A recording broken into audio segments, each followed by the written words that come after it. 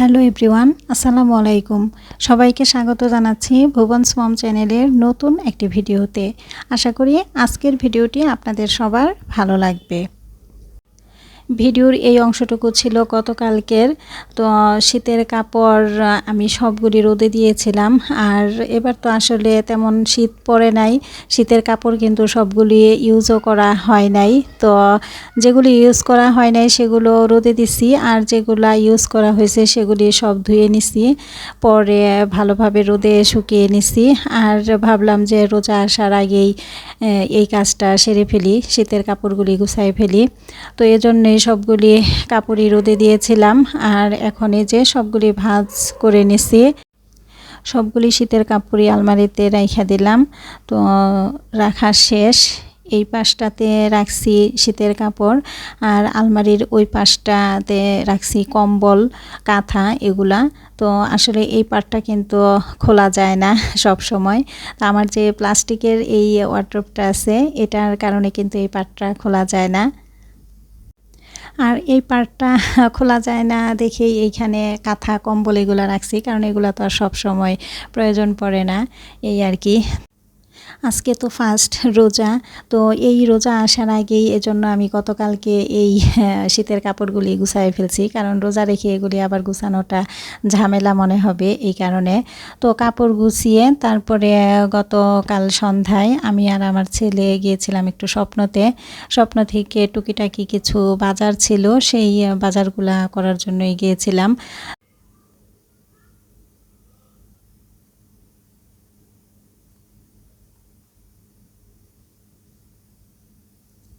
তো চলে আসছি আমরা স্বপ্নতে। আমাদের বাসা থেকে স্বপ্নর এই আউটলেটটা খুব বেশি দূরে না, কাছেই, হেঁটেও আসা যায়, আবার অটোতেও আসা যায়। তো আমরা অটোতেই চলে আসছি। তো এখানে আমাদের কিছু প্রয়োজনীয় জিনিস এগুলা নিচ্ছিলাম। রোজা রেখে বাইরে যাওয়া, কোনো কিছু কেনাকাটা করা, এটা কিন্তু আসলে খুব বেশি একটা ঝামেলার ব্যাপার। আর এজন্যই এই সন্ধ্যায় গিয়েছি। খুব বেশি দেরি করি নাই, তাড়াতাড়ি চলে আসছি, কারণ এসে তো আবার তারাবির নামাজ পড়তে হবে, এজন্য ঝটপট কেনাকাটা করে পরে চলে আসছি। এই ধনেপাতার সসটা নাকি অনেক মজা, আমি এর আগে আনি নাই, তো আজকেই ফার্স্ট নিয়ে আসছি। তো কোনো এক ইউটিউবার আপুর ভিডিওতে দেখছিলাম, আমার ঠিক মনে নাই কোন আপুটা, তো উনি বলছিলেন যে এই ধনেপাতার সসটা খুব মজা। তো এজন্যই আজকে আমি স্বপ্নতে পেয়ে পরে নিয়ে আসলাম।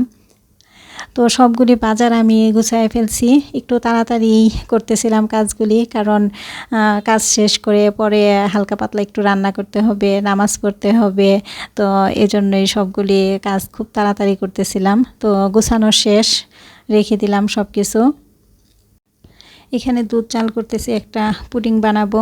আর এই যে ছোলা বুট ভিজায় রাখলাম। ছোলা বুট ভিজানোর পরে কিন্তু এখানে বোঝা যাচ্ছে যে 2 রকমের ছোলা একসাথে মিক্সড করে পরে বিক্রি করা হয়েছে। তো আসলে বোঝার উপায় নাই। তো যাই হোক, এখানে দুধ চাল হয়ে গেছে।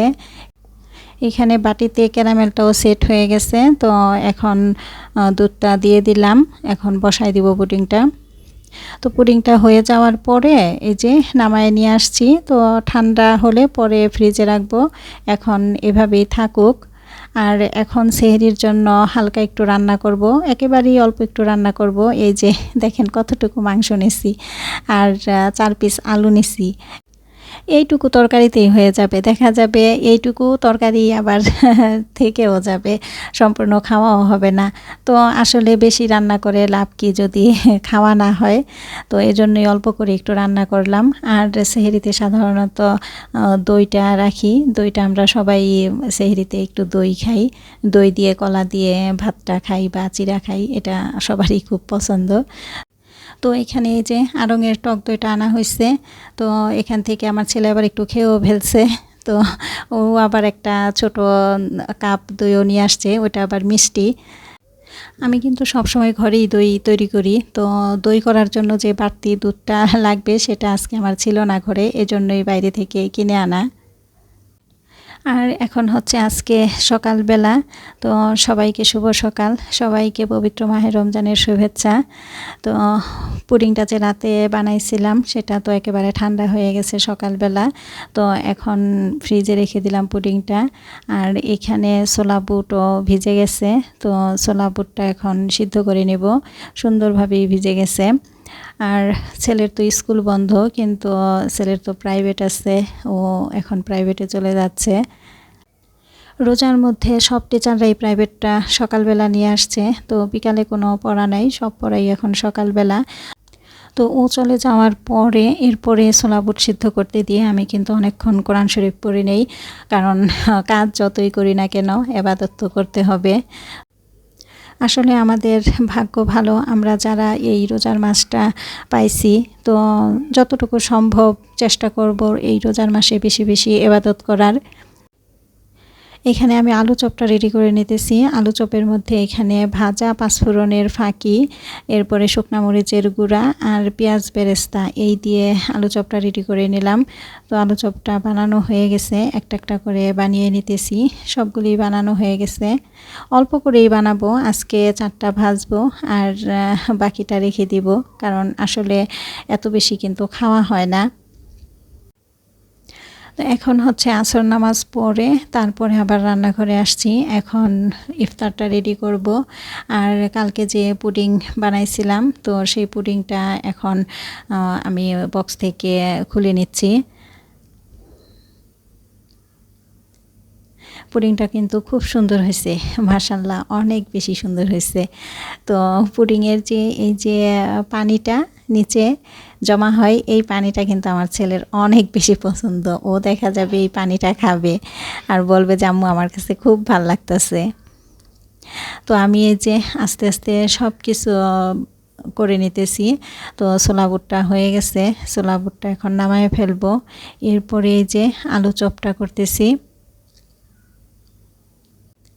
আসলে যতই বলি না কেন রোজার মধ্যে তেলে ভাজা জিনিস কম খাবো, বেশি একটা খাবো না, কিন্তু তারপরেও না সারাদিন রোজা রাখার পরে দেখা যায় যে এই আলু চপ, বেগুনি, পেঁয়াজু, ছোলা এইসব জিনিসগুলাই আসলে বেশি ভালো লাগে।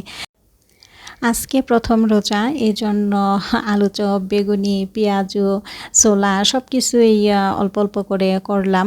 পরে দেখা যাবে যে একদিন বেগুনি করব, আরেকদিন আলু চপ করব, এভাবে দেখা যাবে করা হবে।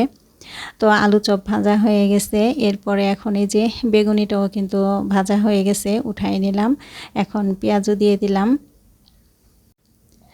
আর এইখানে এই যে জিলাপি আনা হয়েছে। তো ইফতারিতে কিন্তু আসলে জিলাপিটা থাকলে ভালোই লাগে, জিলাপিটা না থাকলে ভালো লাগে না। আর এখানে একটা মিষ্টি দই আনা হয়েছে। আর এদিকে পেঁয়াজটাও ভাজা হয়ে গেছে। তো আজকে ভাবছিলাম যে ভেজিটেবল রোল ভাজবো না, কিন্তু আমার ছেলে বলতেছে যে না আম্মু আজকে প্রথম রোজা, আজকে সব কিছু করো।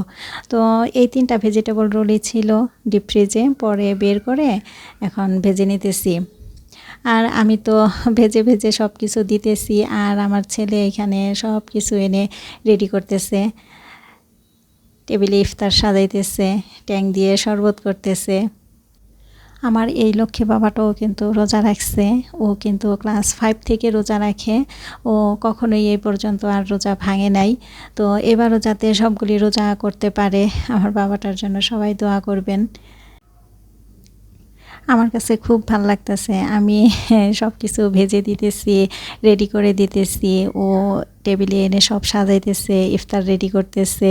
এই জিনিসটা আমার কাছে খুব ভালো লাগতেছে। আমি এজন্যই কিন্তু মাঝে মাঝে আবার এই পাশে এসে একটু একটু ভিডিও করতেছি।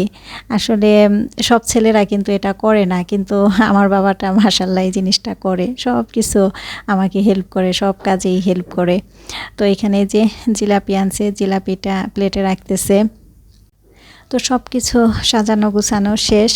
তো আমাদের ইফতারিতে ছিল এই যে সালাদ, পুডিং, তারপরে কলা, ছোলা বুট, এরপরে আঙুর, এখানে দই, এখানে ফল অল্প করেই কাটছি, কারণ ফলটা দেখা যায় খাওয়া হয় না খুব বেশি একটা, খেজুর, তারপরে ভেজিটেবল রোল, পেঁয়াজু, বেগুনি, এরপরে আলু চপ, জিলাপি, শরবত।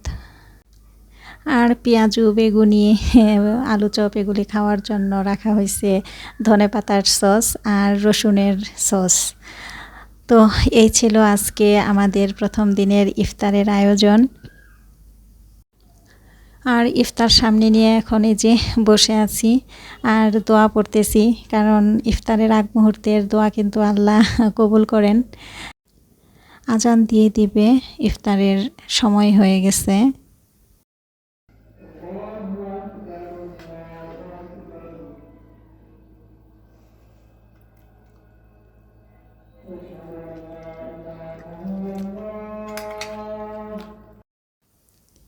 আমরা তো ইফতার করে নিতেছি।